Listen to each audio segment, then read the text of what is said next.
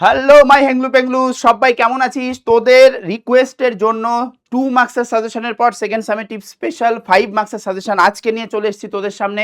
বেছে বেছে চ্যাপ্টার 3টে, যে চ্যাপ্টার আমাদের সেকেন্ড সামেটিভে আছে WBBSC বোর্ডে, প্রত্যেকটা স্কুলে কিন্তু এই চ্যাপ্টারগুলো আছে এবং সেইখানের 5 মার্কসের সাজেশন আজকে আমি দিতে চলেছি। একদম বেছে বেছে কোশ্চেনগুলো আনা হয়েছে। 2 মার্কসের যেমন আমি বলেছিলাম, প্রত্যেকটা কোশ্চেন তোরা অবশ্যই কিন্তু হাতে কলমে একদম 2 মার্কসের জন্য রেডি করে রাখবি, যতগুলো কোশ্চেন দেওয়া হয়েছে। ঠিক আছে, তোদের ফাইনাল সাজেশনও আসবে, সেটার জন্য তোরা যদি দরকার পড়ে অবশ্যই কিন্তু কমেন্ট করবি।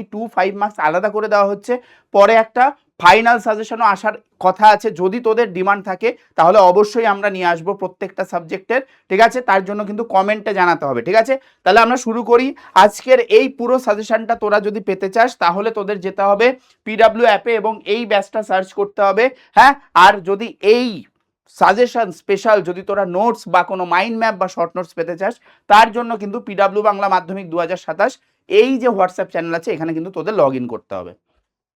আমরা শুরু করি। আমাদের 3টে চ্যাপ্টার আছে, তার মধ্যে সেকেন্ড যে চ্যাপ্টারটা, সেখান থেকে 5 মার্কসের মতো স্পেশাল কোন কোন কোশ্চেন আসতে পারে সেটা কিন্তু আবার নিয়ে আসা হয়েছে। দেখ, এখানে এই কোশ্চেনটা মাধ্যমিকের জন্য তোদের কিন্তু খুব ইম্পর্টেন্ট। সেটা হচ্ছে সপুষ্পক উদ্ভিদের যৌন জনন পদ্ধতি চিত্র সহ আলোচনা করো। মানে ওই যে ভ্রূণস্থলীর গঠন এবং সেখান দিয়ে কিভাবে পরাগনালী ঢুকে দিনিষেক ঘটাচ্ছে, পুরো ব্যাপারটা কিন্তু তোদের ভালো করে তৈরি করে রাখতে হবে খাতাতে। নেক্সট হচ্ছে ফার্নের যৌনক্রম, এটা রেখাচিত্রের মাধ্যমে আসে। এর সাথে একটা দুটো শর্ট কোশ্চেন 2 মার্কস হিসাবে জুড়ে দিতেও পারে, তাহলে 5 মার্কসের জন্য এটা 3 মার্কসের হয়ে যাবে। আবার অনেক স্কুলে কি করে, এই রেখাচিত্র তো বলেই, প্লাস তার সাথে সাথে একটু ডিটেল তোদের কিন্তু বলতেও হয়। তাই এই কারণে কিন্তু তোদের এই দুটো কোশ্চেন চ্যাপ্টার 2 এর যে 3টে টপিক আছে সেই 3টে টপিকের মধ্যে এই দুটো কোশ্চেন খুব ইম্পর্টেন্ট। নেক্সট বাবু, এরপর চ্যাপ্টার নাম্বার 3। ঠিক আছে, তার 5 মার্কসের কোশ্চেন কি কি আনা হয়েছে ভালো করে দেখ। এখানে দেখ, এটা হচ্ছে আমাদের দ্বিসংকর জনন, সেটা দেখ গিনিপিগের দিয়ে দেওয়া আছে। গিনিপিগ দেওয়ার সম্ভাবনাই বেশি থাকে। তাছাড়াও মোটর গাছ নিয়েও কিন্তু স্কুলগুলোতে দিতেই পারে। মাধ্যমিকের জন্য গিনিপিগটা বেশি ইম্পর্টেন্ট। তো সেইটারই একটা পুরো কোশ্চেন তৈরি করা আছে এবং তার সিদ্ধান্তও চাওয়া হয়েছে। মানে তোদের দ্বিসংকর জননের সিদ্ধান্ত কি, সেইটা তোদের কিন্তু সুন্দর করে একদম পরপর স্টেপ বাই স্টেপ যেভাবে করতে হয় সেইভাবে করতে হবে। নেক্সট হচ্ছে একজন স্বাভাবিক বাহক মহিলার সঙ্গে একজন হিমোফিলিক বা বর্ণান্ধ। এখানে কেন বা দিয়েছি, কোশ্চেনে কিন্তু বা দিয়ে আসবে না, যে কোনো একটাই বলবে।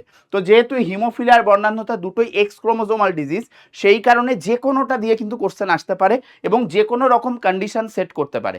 আমি এখানে একটা কন্ডিশন দিয়ে দিয়েছি, এই অনুযায়ী কিভাবে পুত্র সন্তানদের কন্ডিশন হবে সেইটা কিন্তু আমাদের ভালো করে এই ক্রসিংগুলো, এই যে বর্ণান্ধতা বা হিমোফিলিয়া, সেগুলোর ক্রসিংগুলো কিন্তু আমাদের খুব সুন্দর করে রেডি করতে হবে।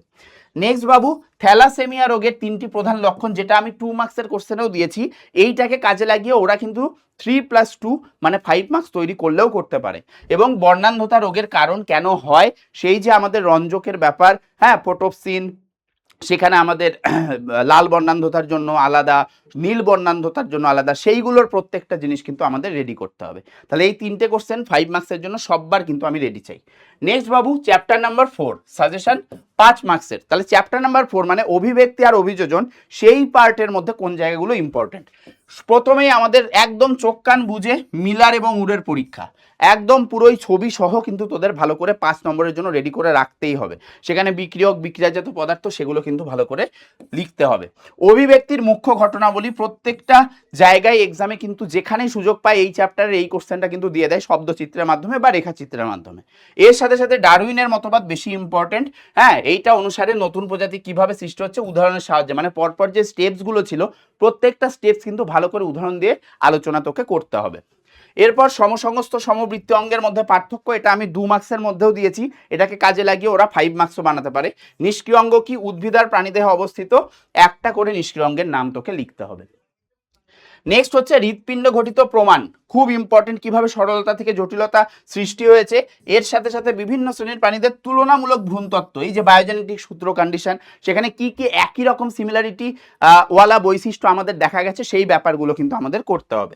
আর আমাদের অভিযোজনের মধ্যে আমাদের উটের ক্ষেত্রে বেশি ইম্পর্টেন্ট, সেটা আমাদের 2 হোক 5 হোক, সেখানে আরবিসির যে ভূমিকা সেইটা রেডি করতে হবে। আর এখানে ক্যাকটাসেরটা এর সাথে কিন্তু মিল করে দিয়েছে। তো যে কোনোটার সাথে যে কোনোটা কিন্তু অ্যাড করে অভিযোজন থেকে কোশ্চেন দিতে পারে 5 মার্কসের। তোরা এই কয়েকটা রেডি করবি, আশা করি এই কয়েকটা কোশ্চেন খুব ভালো করে করলে এর মধ্যে থেকেই তোদের কোশ্চেন কিন্তু চলে আসবে। ঠিক আছে, সবাই কমেন্ট কর ফুল সাজেশন চাস কিনা। ঠিক আছে, চলো টাটা, লাভ ইউ। টাটা।